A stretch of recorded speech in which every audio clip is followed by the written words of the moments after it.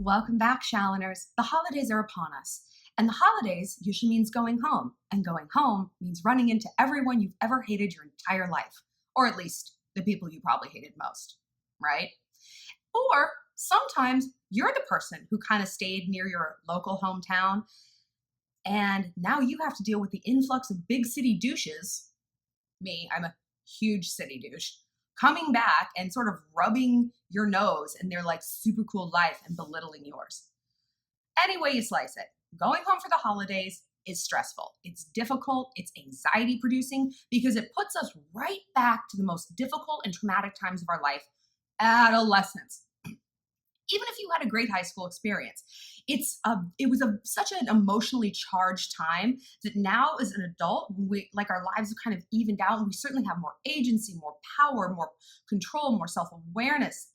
It's not fun to go back to the time where you were as busy as an adult and as stressed out as an adult, but with the powerlessness of a child. And I love giving video advice to teenagers because I understand what that's like. Like they have it so hard. It's so hard to be a teenager. You're doing so much and you have like zero personal power. It's the worst. Plus, you're changing, you're growing, your body is doing weird things. Sexually, you're all over the place. We get it. We all know being a teen was difficult. Who wants to go back to that? But sometimes when you go home for the holidays and it's inevitable you run into people, maybe you guys do that thing before Thanksgiving where you all meet at the local bar the night before. It's going to be an onslaught of feelings. So let's break down how to deal with running into people from home you might not want to see. But first, if you guys have a question of your own, like a private chitty chat, find me on the Instant Go app, username ShallonXO, and click chat. If you don't have Instant Go in your country just yet, please leave your question right here on this video as a comment for the best chance of it getting answered. All right, so you're full of anxiety, you're on the train, you're like fucking dreading going back to this town and seeing these people. While you're doing this, I want you to make a list of everything, like, how do I say this? All the things that you think you were in high school, like everything that it's bringing up. You're like, for me, in high school, I was a dork. I was popular. Like, I was student body president, I was like on prom court. I was popular, but I was definitely a dork. Like I wasn't getting guy attention. Guys didn't they just kind of looked right past me. And that like kind of stuck with me. And of course it did. Of course, being ignored by guys sticks with you. And so when I go home and I kind of go back to that place, I have to remind myself, like, I'm not dorky Shallon anymore. I'm cool Shallon. I'm pretty Shallon. I'm thinner Shallon. You know what's annoying? I basically looked the same in high school. And I'm like, really, guys? I mean, I have like a better bra that gives me a little bit better shape and my pants are a little better, but like, I didn't have glasses or braces or acne or a club foot. It's like, really? Now you're on my jock, but back then, no? All right, that's cool. Whatever. So I make a list of all the things I don't want to be reminded of, from high school. And then I look at that list and I make this list, and I want you guys to make this list because first and foremost, you can't change what you don't acknowledge, right? This is a psychological principle. So if you are just letting this free-floating anxiety stay that way, you're never going to dispel it because it's too amorphous. Like you can't combat it with logic because you kind of don't know what it is you're anxious about. So you need to do the hard work and like put names and words to these feelings. Then I want you to go through that list. Maybe you were a dork. Maybe you had bad skin. Maybe you were really shy. Okay? These three things. Do you still have really bad skin? Probably not. Are you still really shy? You can't possibly be as shy as you were in high school, right? You probably have friends. You might have a boyfriend, a girlfriend. You have a job probably. Like you are not that person anymore is what I'm saying. I want you to go down that list and logically, objectively ask yourself, is this still true? Is this still true? And if some of those things are still true, that's all right. Because now that you're an adult, you can look at those things you were in high school and be like, actually it's fine that I was a dork. And I'm glad I'm a dork now because I'm interesting and I have something to say and I do something beyond just like take selfies and talk about flower crowns at Coachella. Like I do cool shit. I do shit that matters. I have opinions. So that's good to hold on to.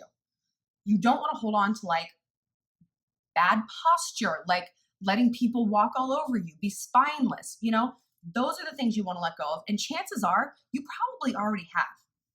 Now, let's say you look at that list and you think, I actually feel like exactly the same person I was. I don't feel like I have progressed. I feel like a loser. And a lot of that could be logistical.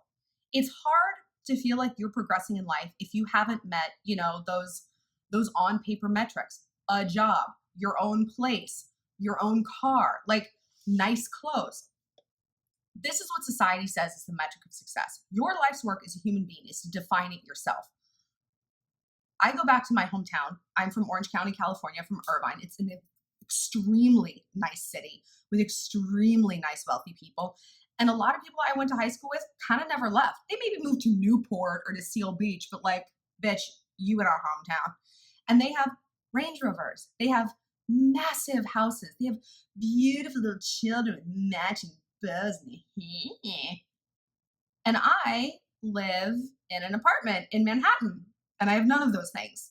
And it's really, what I do have, I have 2 books that I've published. I have a magazine that I run. Like, I have a lot of other things, but society deprioritizes those things. Like, it's very easy to look at someone with the Range Rover and a mansion and the kids and be like, ship, they made it. This is what success looks like. It's harder, I think, for me. Maybe it's not. But like, again, this is just my filter. And these are the anxieties that come up when you start to compare yourself to people you grew up with. Comparison is the root of all unhappiness. Think about it. It's true. So it's hard for me to go home and be like, well, I don't really have a thing to show for this. You guys are buying your second home. Like, I bought a new winter coat. I don't know. I probably shouldn't have. It was really expensive, but I had to. So I try to analyze like how far I have come. And if you, like I said, maybe you don't have book deals or a magazine and you don't have a McMansion. Like, what is it that you have? Hopefully what you have are goals. Goals that you are chasing, goals that you have set, and goals that you can talk about. And if you haven't, now is your wake-up call.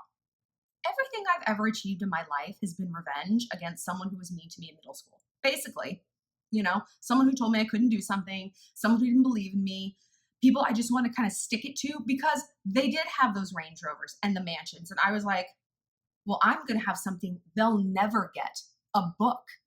And I did. But it was that drove me, that sparked that.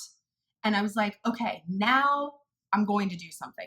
Perhaps revenge isn't the best and healthiest motivator, but I mean, it worked for me. So, I guess I had other stuff inside. What are my bangs doing? Like, I ask so little of them, and then they're shooting upward. They're at like a 30-degree, I don't even know. So you sat down, you've made your list. You've dispelled everything that you could, and you're analyzing really hard the things that like maybe need to change. This is the time for introspection. And I want you to really think like, okay, if you're going to see these people, how like walk through it in your mind. You're at the bars. Someone's like, hey, Hannah, what have you been up to? I'm VP of my company. Oh, yeah. And like, Kevin and I are engaged. I know. Like, just planning a wedding. That sounds stressful. You're going to encounter those people. People who like are trying so hard to make it sound like they have their life together. They're hoping to shit all over everyone else and downplay what you do. When their ego is feeling sensitive or bruised, people do a thing called leveling. Either they puff themselves up to get to the level they feel like they need to be, or they cut other people down. What you're going to encounter while you're home is the puffing, the puffing, the puffing, the puffing. I can't tell you how many VPs I met when I was 23 and came home for Thanksgiving for the first time. Like, every guy seemed to be a VP of something. That's interesting. Now as an adult, I can't think of one company on planet Earth outside of a lemonade stand that would make a 22, 23-year-old a vice president of shit. It's baloney. It's baloney.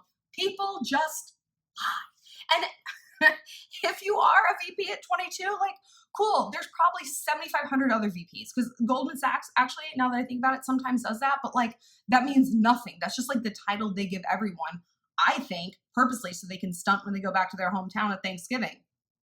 Thanks for nothing, Goldman Sachs. You're part of the problem.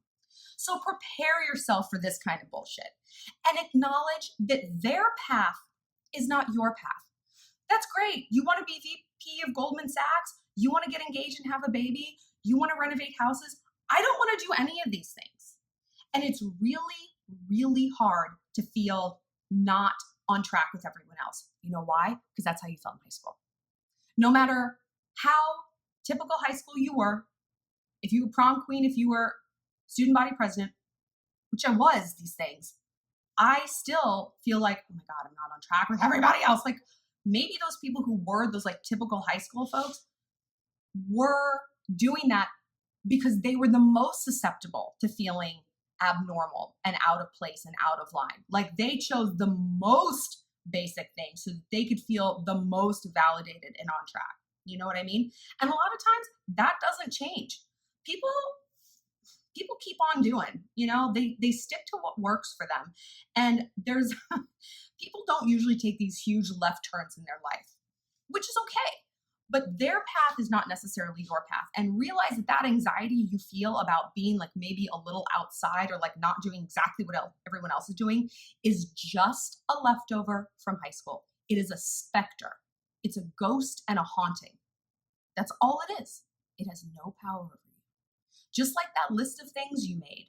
And you can see how incorrect these assumptions are, these anxieties, and how much these things have changed. They no longer have that power over you. And say that out loud to yourself. I am not that person anymore. I'm not high school Shallon anymore. Saying things speaks it into existence.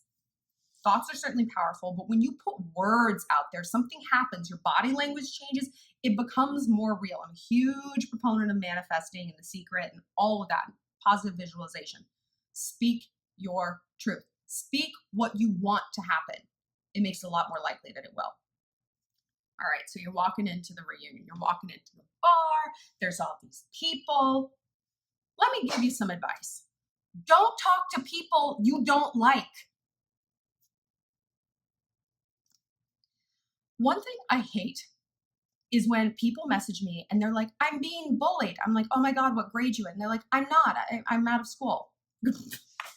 You aren't being bullied. If you're an adult and you have the capability to remove yourself from a toxic situation, do that. You know why? Nobody likes a victim. It's not cute. It doesn't really matter that much to anybody else either. People aren't going to be like, oh no, let me orient myself around you because this is so crazy. This is happening. Bitch, we got our own problems. And like I said, you're an adult. An 11-year-old gets bullied because they have to go to school. Like when the Real Housewives even said, like, you're bullying me, Tamra, it's like, oh my God. Okay. So if you are at a bar and you see those bitches you fucking hated in high school, keep moving. Why do this to yourself? Stick with people you like, because you know what? You're going to talk to those bitches and one of two things is going to happen. They're still going to be sea faces. They're going to be awful. And you're like, oh, that's so cute. You're like interning. I just bought a Mercedes G-Wagon. I know, Jeff and I are going to Tahoe. They're going to have something shitty to say. Or, almost worse, they're going to be like, oh my God, hi! Everything they did to you is just going to be like, exactly, a specter, a haunting, a distant memory. A lot of times when people are mean, they don't remember it. Like, I guarantee the people who were shitty to me in high school have almost no recollection of it. And that's almost worse because it makes you feel foolish. Like this pain you've been carrying around and this memory and this imprint, you're like, did I imagine? I was so insignificant to them, they don't even remember hurting me. That's awful. Why put yourself in that situation? I mean, you can if you want. It might free you from it. It might kind of like wake you up and be like, these people are not worth my time. No. Don't even engage. And you know what? Like, don't even go to the bar if you think this is going to be painful for you. Life is hard. Life is long. The holidays are hard. The holidays are long and stressful. Like, you don't need to add this on your plate. Do what works for you. Right? Let's see, what else? Oh, yeah. What if you're the person who's still living at home or near your hometown and you got to deal with the city douches coming back? Girl, let me tell you, as a card-carrying city douche myself, I can tell you, city life is hard. It is the exact opposite of life for me, like in California. In New York City, it's easy to make friends. It really is. It's because everyone's like from somewhere else. Everyone's outgoing. Everyone's like passionate. So it's like we're all kind of like-minded, you know? There's not like cliques that you can't break into. Everyone's here. It's not like I didn't come here to make friends. Actually, we did. We all came here to make friends. So it's easy to make friends. Rent is expensive. Jobs are insane. Life is just difficult. Like infrastructure people are difficult. Like cashiers are dicks. And like you have to deal with like a parking garage and just shit like that. In California, it's the opposite. It's beautiful. It's warm. It's easy. You're not stressed out. But try to make a friend? No. Twice I had this happen. Tangent. I was like, you know, like you're waiting at a bar and you're just like you end up talking to the girl next to you while you're like waiting for a drink, just like a chit chat. Twice in Newport Beach, California, I was doing that at a bar, just like, oh, blah, blah, blah. And the girl was like, you know what? I am so flattered, but I am straight. So just to let you know, I'm straight. I was like, we have so much in common. I too am straight. What is wrong with you? But that's the culture there. You know, it's like you get in your car, you go to TGI Fridays, you meet people, you go home. Like there's no that like breezing around. There's kind of a lack of imagination, you know, at least in my town. Certainly. Orange County, not high in imagination.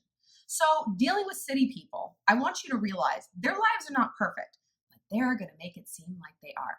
Because the one thing we as city folk have is our smug attitude and lording over of people from our hometown and just small towns in general. I'm going to say this, but we drive through small towns and we think, look at all of these places that don't matter. There was this one quote from an author, and he said, New Yorkers think that people who live in other cities must be, in some sense, kidding. That's so true. We kind of think you're like, you guys are kidding, right? In this like small town, like, what are you doing?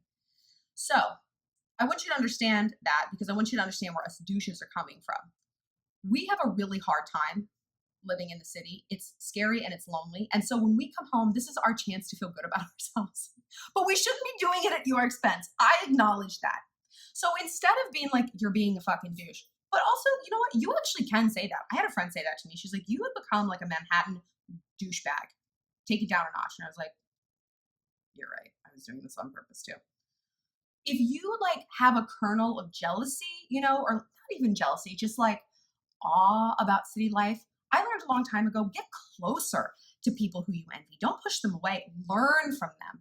Like sit and have a conversation with your city friend. Girl, you scratch a surface on any city person, she is going to like pour forth with complaints, just endless complaints about the city. And that will shine a light on the reality. So, and it demystifies it. So you don't feel like, oh my God, look at Shallon. She's in this high rise and she has this glamorous life. It's like, yeah, girl, but like sometimes I can barely pay my rent and I like, you know, make my coffee last all day because it's expensive here and it's hard. And I cried on the street the other day and I cry in the street most of the times. And one time I changed a full outfit in the back of a cab because I didn't give a fuck anymore. These are the ugly truths. I mean, there's a lot of ugly truths, but like I said, scratch a surface, demystify. And city folk, when you're going back, same with these like perfect suburban people, you know, or people who like seem like they just have such an easy, stress-free life. They're living in their hometown, like big deal. Like what could they possibly be unhappy about? Scratch that surface. Because what do I always say? It's about connection. When you can look at someone through a filter of empathy and connection, you break down those walls and forget like, oh, fostering the sense of community and camaraderie. Who cares? You break those walls down for your own peace of mind and it dispels that anxiety. And if you can do this once, you're going to feel less anxious every time you come home because you're going to know it's like, hey, Jen and Kristen, yeah, they live on Newport Coast. Their houses are huge, but like all they talk about and have to think about is their PTA shit. And like, they don't want to be doing that. They're bored. They wanted to write a book. They want to do something else. And Jen and Kristen are going to look at me and be like, yeah, Shallon lives this glamorous life. She's a writer and all this stuff, but like, you know, life is difficult for her. It's hard and it's exhausting and she cries a lot. And she has a lot of meltdowns. Like that's tough. When you can meet in the middle, it debunks that whole comparison thing because reality is sort of the antidote to comparison, right? When we know the reality of a situation, we're less likely to hold our life up against it and be like, ugh, I'm a failure. So I want you guys to go home tonight, tomorrow, this weekend. Maybe you're going home for Easter next year, whatever it is. And go in thinking about connection, demystifying, protecting yourself from people who were shitty then and they are shitty now. Don't do it. Don't victimize yourself. No one likes a victim. Nobody cares. And also realizing that the things you're worried about and feeling from high school are just that. They're from high school. It's a phantom limb. When people lose a limb, a lot of times they have those tingly feelings like they think it's still there. That's all this is. Phantom limb. Okay? Take down the anxiety and enjoy yourself. And the second you're out and you see these people and you're not enjoying yourself, leave.